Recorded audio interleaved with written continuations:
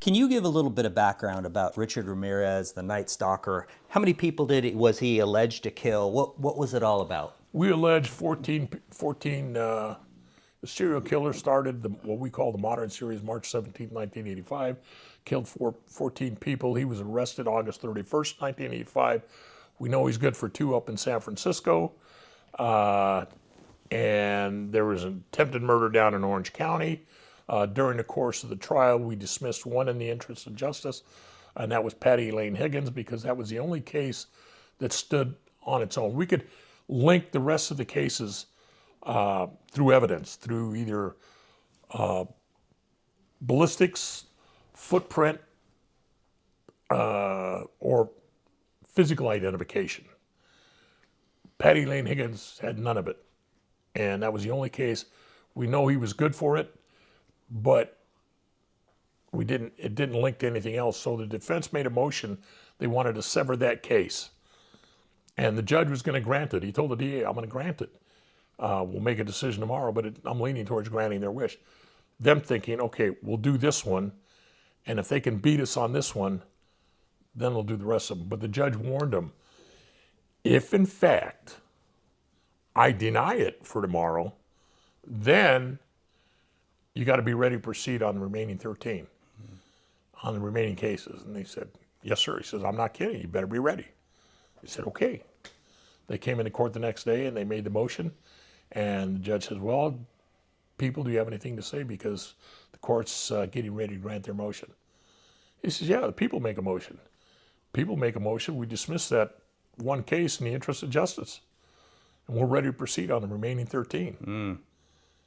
And the judge says, "Well, there you go. Case dismissed. And we're ready to proceed." And they're going, "Well, Your Honor, we weren't, we thought." And he said, "No. Be back at 1:30 this afternoon. Be ready to take your first witness. Wow. I warned you, be ready." And these guys, they were incompetent. They didn't know what they were doing. How old were you when you started that case?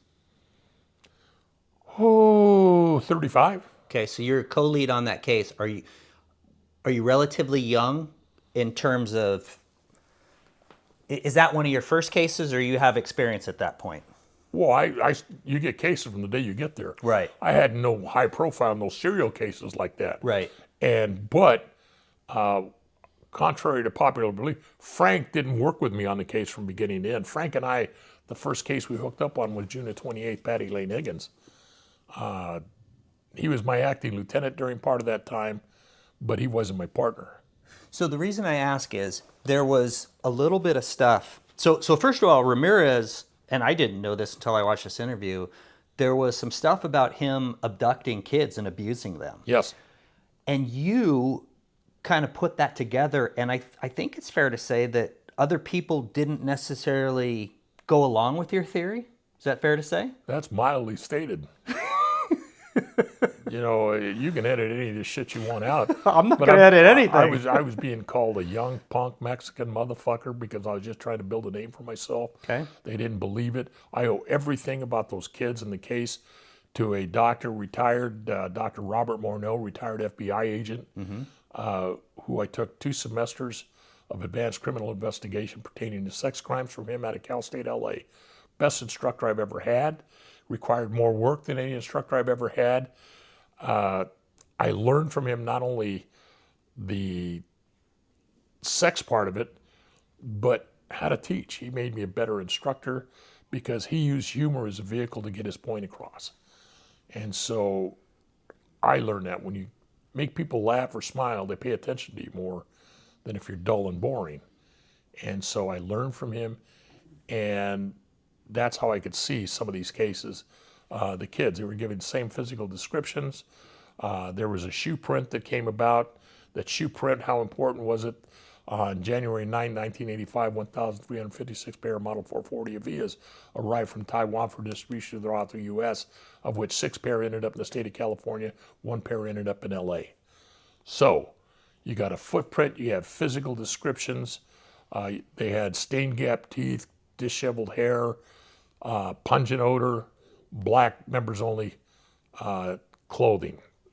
And so when I have surviving victim Maria Hernandez and some of the other little girls, coupled with a shoe print, and being able to identify them. There it is.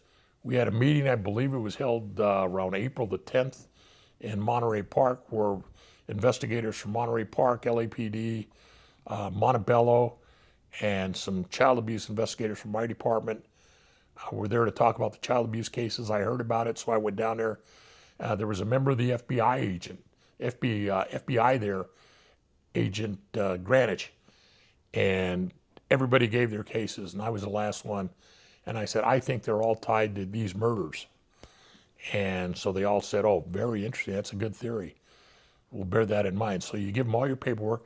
His job was to send it all back to Quantico, Virginia, to the Behavioral Science Unit for analyzation. Well, he sent everybody's paperwork except for mine, because he thought I was full of hot air. He didn't send mine, and they didn't find it. They didn't find that out until my captain called the FBI and said, hey, here we are in July, and we never heard shit back from this paperwork. And they said, we never received it. And then they started doing some looking into it and found out he just took it upon himself, thought that I was full of shit and didn't send it. So, two questions. How do you deal with that when you have all these naysayers saying you're full of shit? And the second question is, after you turn out to be right, are these guys coming to you and going, hey, we owe you an apology? No. And no. The one guy from LAPD, they were partners. They had a footprint on a kid. And so a guy from Montebello, homicide detectives are very quiet about who they share their information with. Mm-hmm. They have child abuse investigators are like that because they don't know who they can trust. So they had a female child investigator back there, and she wouldn't give a shit on child abduction. But the homicide investigator over there, Dan Hibbard, called me up and says, hey, Gil, I found a picture of that footprint on the girl. I think you're going to be very interested in this.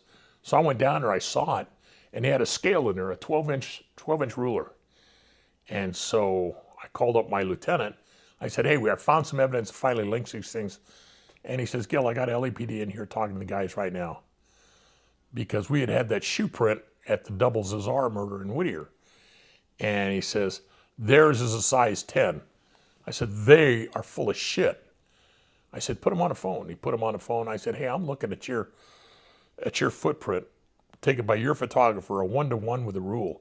And that shoe's 12 inches in length on your picture, 11 and a half, 12 inches long. He said, are you serious? I said, yes. He said, we write down. So he came down, and then he told me, he copped out, him and his partner. He copped out. They were in a hurry to get out of there, so he stood up next to it, put his foot, he wore wingtips over the shoe print, couldn't see it. He said, okay, it's got to be about size 11, size 10, and the guy's got to be about 5'7". That's the way it went. His partner says, I am so sorry, this is totally off. So they had to go back and change everything on their guy. The other guys calling me names, how did I get through it? Two things. Number one, good friends. And a few people that had confidence in me, very few. That's what got me through it, saying you can't quit. Don't give up on this shit. You got to keep going. And it didn't bother me at all because I understood nobody, not even to this day, nobody in criminal history has ever done what Richard was doing at the time. Yeah. Nobody's crossed fences like that. Yeah. And so I could understand why they wouldn't believe me. And that didn't bother me, didn't believe me. The only part that I didn't like was them calling me a young punk Mexican motherfucker. Aside from that, I'm good. When you make the arrest and you finally get down, is sitting down to talk with him, a couple questions. First of all, when I've spoken to other homicide detectives, in your line of work, do you see a difference between truly evil people and people who either just get caught up in the moment, make a mistake, whatever, and they're killing another person? Do you ever see that distinction between a truly evil person that should not be walking the face of the earth and these other people that are... I never make that distinction. My Okay. job is not to figure out personalities. Okay. He either did it or he didn't do it. Whether he did it viciously or accidentally, it's not me. I just present the fact. I need you to talk, but I need to get as much shit as I can. Mm-hmm. I don't care why you did it. It's not my job. Yeah. Richard said, why do you think I am the way I am? I told him, I said, I don't know, Rich. If I knew that, I'd be a doctor making a lot more money than I am as a cop. Yeah. I don't know, nor do I give a shit. You know, he said, well, what do you think? I said, I think we're going to beat you in court. Don't you watch TV? The guys in white hats always win. How was it talking to him, though? Just knowing that he was Like talking to you right now. really. Yeah. Wow. He was probably one of the most articulate murderers I've ever talked to. Self-taught, self-read, and I've never raised my voice at him. We never got angry at each other. I wasn't his buddy. I didn't invite him down for dinner, but we got along.